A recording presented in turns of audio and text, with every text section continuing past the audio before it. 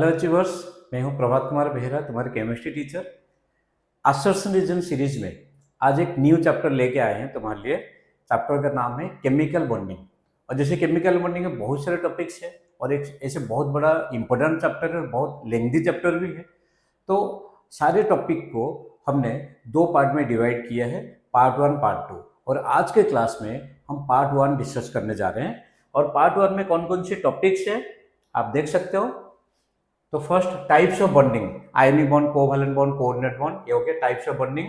Then Fajans rule, overlapping of atomic orbitals, hybridisation and VSE pair theory, valence shell electron pair repulsion theory. तो इन 5 topic के ऊपर हम 20 question तुम्हारे लिए लेकर आए असर्शन रीजन सीरीज में।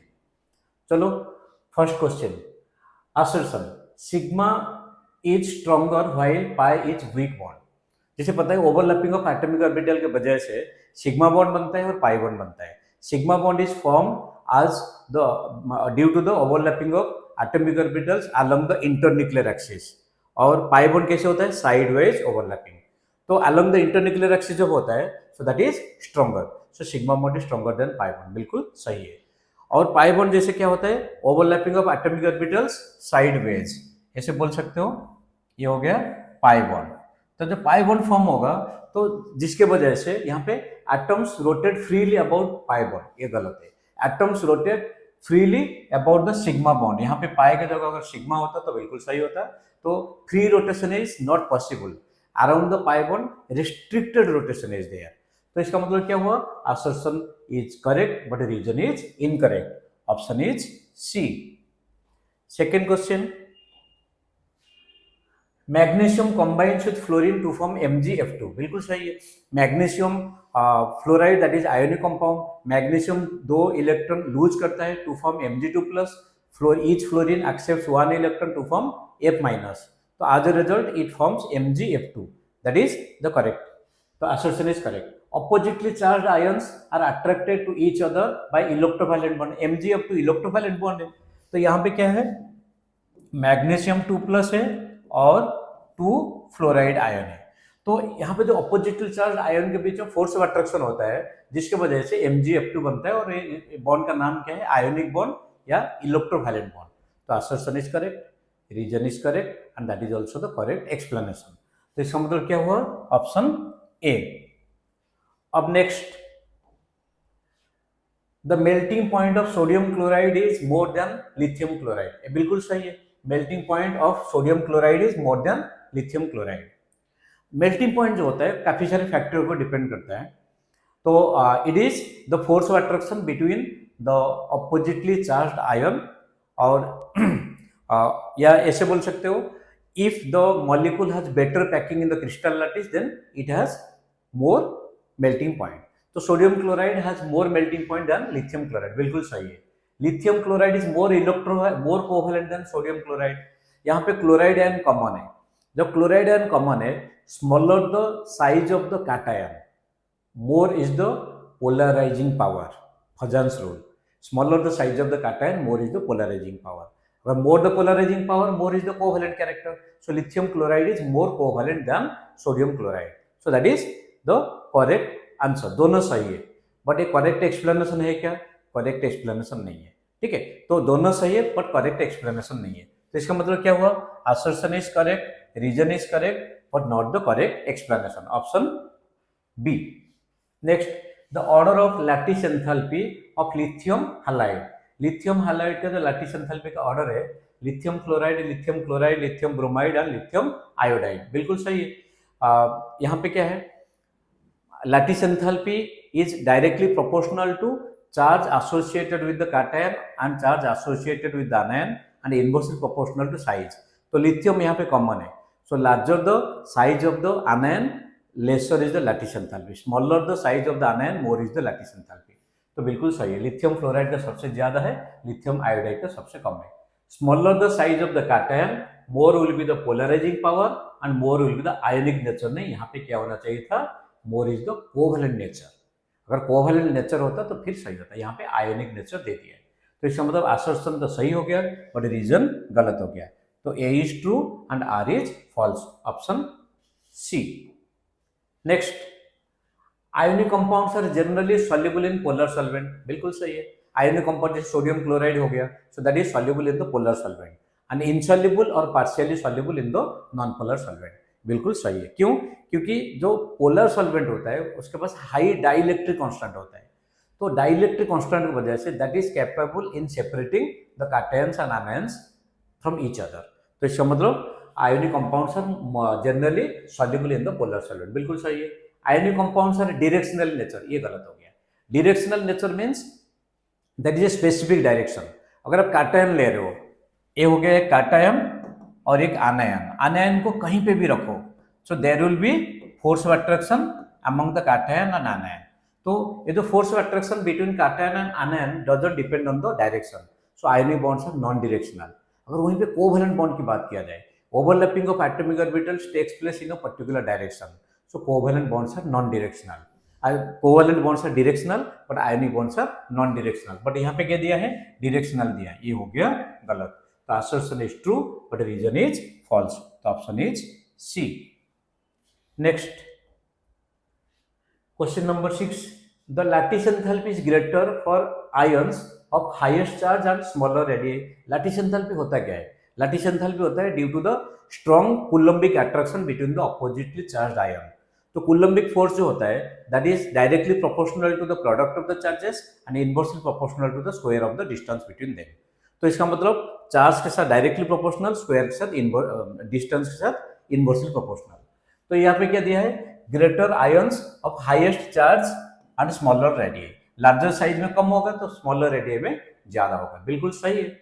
Laser the lesser lattice enthalpy more stable is the ionic compound. Lesser the lattice enthalpy, देखो आयोनिक कंपाउंड के स्टेबिलिटी के पीछे सबसे जो मेजर रीजन है that is lattice enthalpy. More the value of lattice enthalpy, more stable the ionic compound is, or more the energy released when cations and anions are combined with each other, more is the stability। तो यहाँ पे क्या दिया है? Laser दिया। अगर laser की जगह यहाँ पे ग्रेटर दिया होता तो फिर ये जरूर सही होता है। तो assertion is correct, reason is false, so option C। Next, chlorine atoms form single covalent bond with another chlorine atom, बिल्कुल सही है। दो क्लोरीन के बीच में सिंगल बॉन्ड होता है। क्यों? क्योंकि क्लोरीन में जो इलेक्ट्रॉनिक कन्फिगरेशन होता है 287, तो एक इलेक्ट्रॉन अगर मिल जाए तो सिंगल बॉन्ड बन गया और दोनों का ऑक्टेट कन्फिगरेशन हो गया। Chlorine atoms require 1 electron to complete it octet, बिल्कुल सही है और उसका करेक्ट एक्सप्लेनेशन भी हो गया। तो ये assertion is correct, reason is correct and correct explanation भी हो गया, तो ऑप्शन ए। अब next question, atoms can combine either by transfer of valential electron. Transfer means कोई एक एटम लूज करेगा, कोई एक एटम एक्सेप्ट कर रहा है। Valence shell electron from one atom to another और बाय शेयरिंग ऑफ इलेक्ट्रॉन, मतलब ये क्या हो सकता है? ट्रांसफर हो सकता है या फिर शेयरिंग हो सकता है। तो this is how the bond is form, ठीक है। तो ये हो गया बिल्कुल सही है। जो भी एटम्स कंबाइन होते हैं इधर bye transfer of valential electron और शेयरिंग ऑफ वैलेंशियल इलेक्ट्रॉन, बिल्कुल assertion is correct. Sharing and transfer of valential electrons is done by atoms to have stable configuration। तो stable configuration क्या है? octet configuration, बिल्कुल सही है। octet configuration के चलते ही जो भी हम शेयरिंग होगा या लूज करेगा या फिर एक्सेप्ट होगा। स्टार्टिंग में हमने देखा था मैग्नीशियम 2 इलेक्ट्रॉन लूज कर रहा है, ईच फ्लोरीन एक इलेक्ट्रॉन एक्सेप्ट कर रहा है, वो तो शेयरिंग हो गया, वो तो ट्रांसफर हो गया, समझ है। तो इसका मतलब असर्शन भी सही है, रीजन भी सही है और उसका करेक्ट एक्सप्लेनेशन भी यही है। तो इसका मतलब option is a. Next question, molecular species like SF6, PF5, I3 minus, XCF2 violate the octet rule। octet rule क्या बोल रहा है? octet rule बोल रहा है atom which have 8 electrons in the outermost shell is more stable। So in order to do that, it may transfer the electron और it may share the electron। But यहाँ पे देखोगे जेनन हो गया, उसके पास ऑलरेडी ऑक्टेट कन्फिगरेशन था। Sulphur के valency 2 है, फास्फोरस वैलेंसी 3 है, बट इसमें SF6, PF5, XCF2 बन रहा है। इसका मतलब it is definitely violating the octet rule. तो compounds with an expanded octet are called hypervalent compound. Hypervalent हो गया। और कंपाउंड्स जिसके पास कम होता है ऑक्टेट से, जिसे BF3 that is known as limited octet, ये हो गया एक्सपेंडेड ऑक्टेट। बिल्कुल सही है, दोनों सही है, बट उसका करेक्ट एक्सप्लेनेशन है क्या? अगर पूछा जाए ऐसे क्यों बन रहा है, तो अपने आप नहीं बनता। देखो तो सल्फर फ्लोरीन के साथ बना रहा है, फास्फोरस फ्लोरीन के साथ बना रहा है, जेनॉन फ्लोरीन के साथ बना रहा है। ये जो कंपाउंड्स हाइपरवैलेंट शो करते हैं, क्यों शो करते हैं? Due to the presence of more electronegative elements. तो इसका मतलब क्या हुआ? असर्शन तो सही है, रीजन भी सही है, बट करेक्ट एक्सप्लेनेशन नहीं हुआ। तो option is B. Next, there is no scope of axial and equatorial position in case of tetrahedral and octahedral geometry. अगर tetrahedral देखोगे, all the bond length and bond angles are equal to each other, that is 109 degree 28 minute. Octahedral, all the bond angles are 90 degree and bond lengths are equal. तो जहाँ पे कोई difference नहीं, जैसे आप अगर बात करोगे टीबीपी, ट्राइगोनल बाइपिरामिडल की बात करोगे, तो उसमें क्या होता है? एक्सियल में 90, इक्वेटोरियल में 120।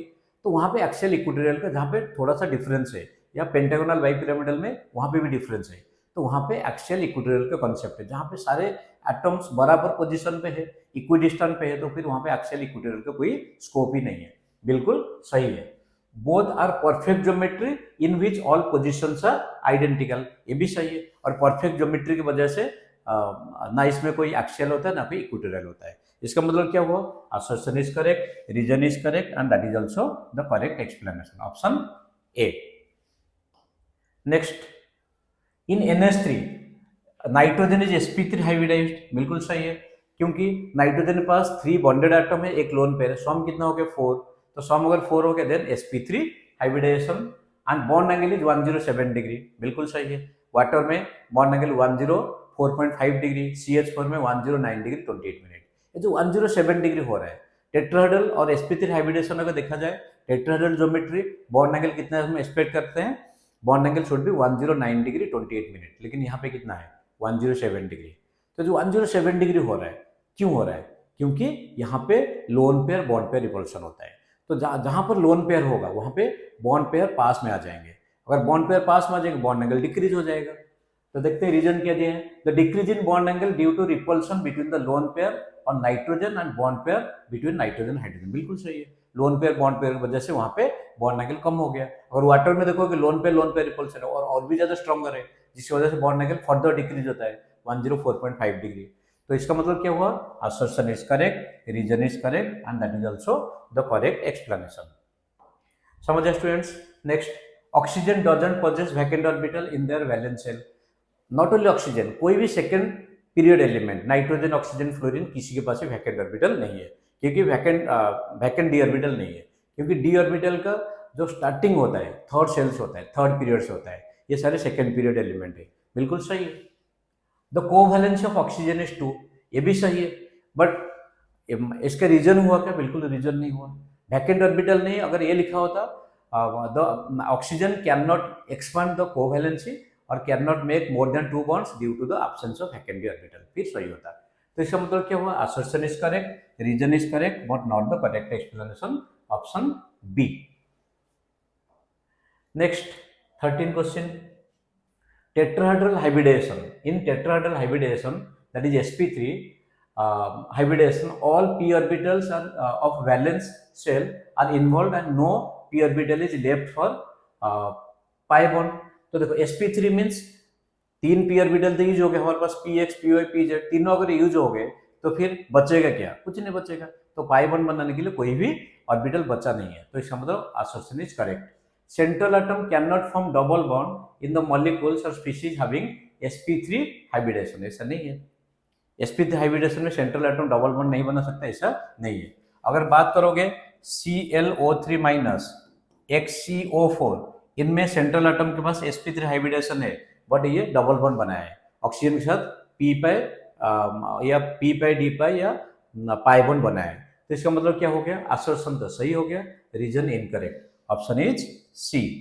अब नेक्स्ट क्वेश्चन में इन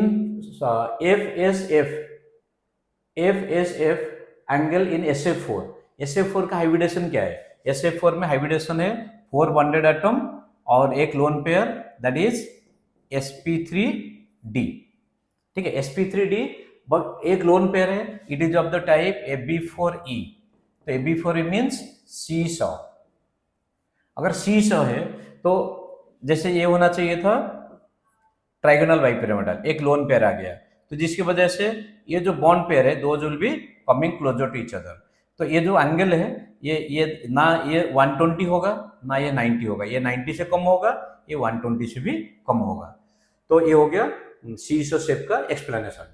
तो आर ग्रेटर देन 90 डिग्री नहीं, ये जो एक्सियल पोजीशन पे था due to the repulsion of the lone pair इनका bond angle slightly less than हो जाएगा 120, स्लाइटली लेस देन होगा 90, but less than 180। Less than 180 तो सही है, बट ग्रेटर देन 90 नहीं होगा।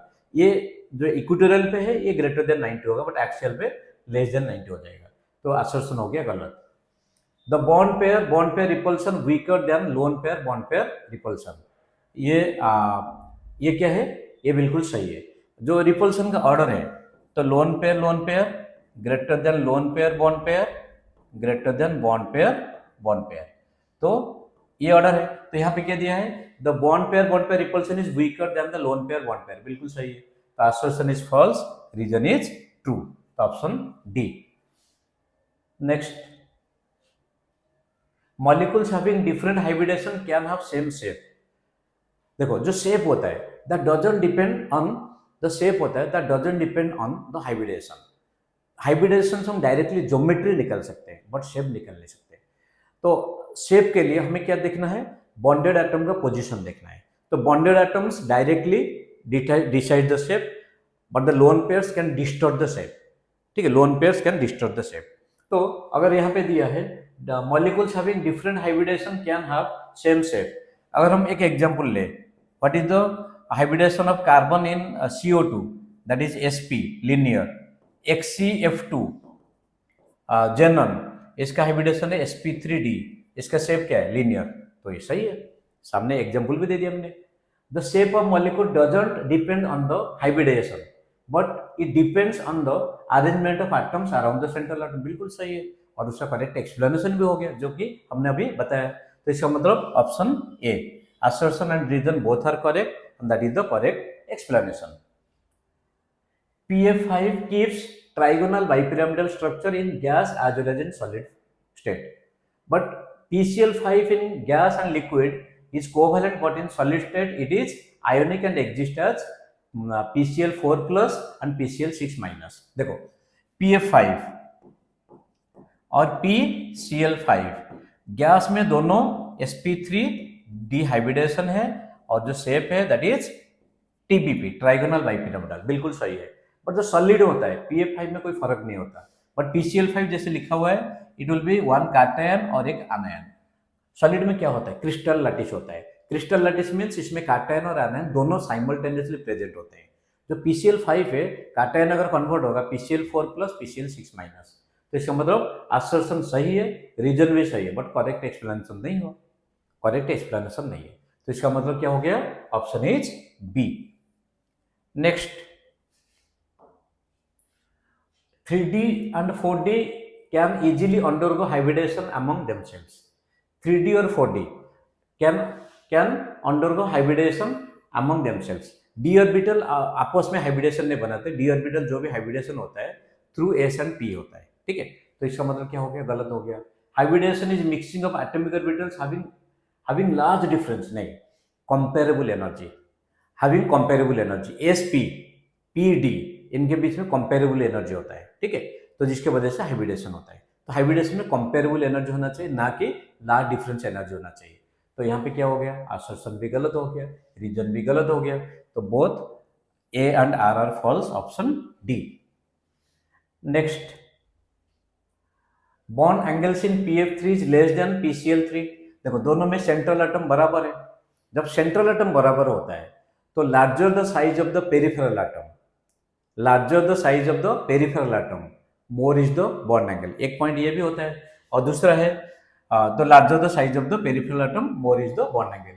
तो यहाँ पे फ्लोरीन का साइज स्मॉलर है, क्लोरीन का साइज लार्जर है, तो PCl3 में बॉन्ड एंगल ज्यादा होगा एज कंपेयर टू PF3, बिल्कुल सही है।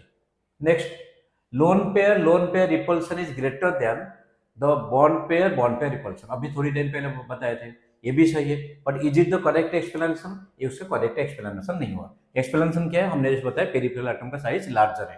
तो assertion is correct, reason is correct, but not the correct explanation, option is B. Next, lone pair repulsive interaction are greater than lone pair और lone pair bond pair repulsion. बिल्कुल सही है. The space occupied by lone pair electron is more as compared to the bond pair. देखो जो lone pair होता है उसका arrangement क्या होता है. लोन पेयर होता है एक ही एटम को वो स्पेसिफाई होता है, एक ही एटम में रेस्ट्रिक्ट होता है. तो अगर एक ही एटम को कन्फाइन हो रहा है तो उसको ज़्यादा स्पेस चाहिए होगा. और जो बॉन्ड पेयर होता है that is distributed between two atoms, दो न्यूक्लियस से वो इन्फ्लुएंस होता है तो उसका चार्ज इंटेंसिटी कम होता है. तो जिसकी वजह से lone pair repulsion is greater than lone pair bond pair. बिल्कुल सही है. The space occupied by lone pair is more as compare to the bond pair. ये भी सही है. ठीक है. तो तभी क्या होता है बॉन्ड पेयर को कम स्पेस होने की वजह से वो पास में आ जाते हैं.